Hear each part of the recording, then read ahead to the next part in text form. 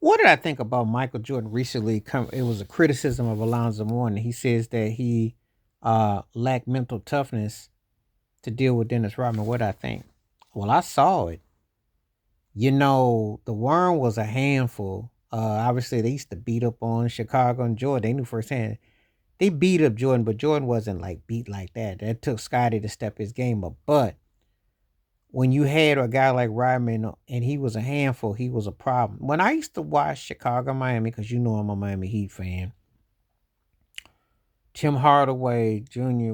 would have some of those games where he could score. But don't listen to him talking about he scored 40 and all that. He didn't do it against the Bulls back then. He didn't do it not that kind of scoring. He was more productive with Golden State.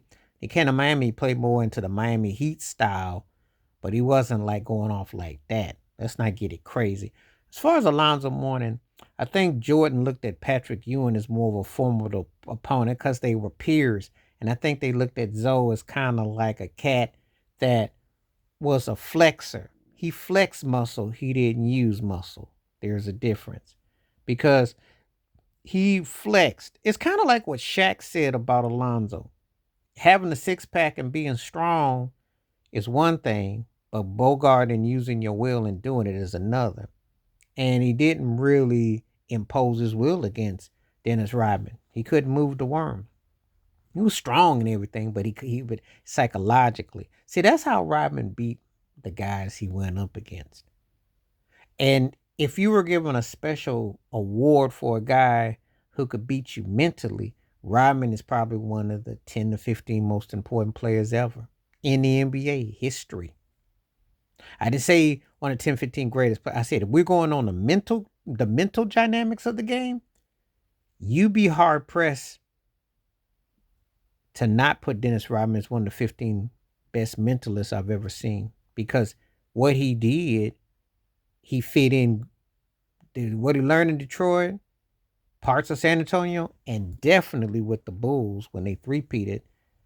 Rodman won that series against Seattle. If they gave a mentalist award, he was the MVP of that series because he won 2 games, as far as I'm concerned, against the Sonics.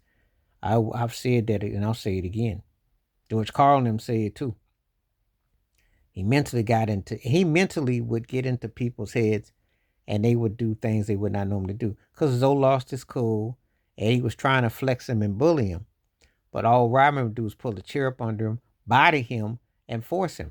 And the thing about it is, just like what, and Zoe was not Karl Malone. He did not have Karl Malone's skill set to score 25 plus and double double. So therefore, his window in scoring wasn't as deep like that. So he didn't dominate. One thing about Rodman, you weren't gonna just dominate him and back him down and flex him because he was gonna be feisty with you, play up on you, get up in you. So I know exactly what Jordan was saying. He looked at him and said, "You got to get more sharper. You got to sharpen your tool set." That's what he was basically saying because he saw up close what Rodman was like and the havoc he was putting on him. And Zoe was not. I'm not gonna say Zoe was spongy Bob, but he wasn't. He was flexing, but he wasn't putting no mental muscle. He was just trying to bogart, and it didn't work. That's not how you beat Rodman. You have to know how to strategic because he can get up under you. You get technicals, you get pushy, you get shovey, you get thrown out your game, and next thing you know, your behind was down by 10, 15 points. And unlike today, with a Steph Curry flurry, Jason Tatum flurry, James Harden flurry, guys that go on a flurry, make threes, Jalen Brown, some cats get hot. There was none of that back then. Your butt was down by 15, you probably gonna lose by 25. Good safe bet. So I agree with him. I watched that, I remember. And it just didn't hit the same. It didn't hit the same for when they played them. So anyway, please hit like, subscribe, welcome thoughts, comments, and I do respond. Thank you. Wash your hands. Keep your mind clear. Watch out for another. Share it if you like and hit that membership. Stay safe, stay blessed, stay woke, stay free, stay true. I'm out one time. Peace.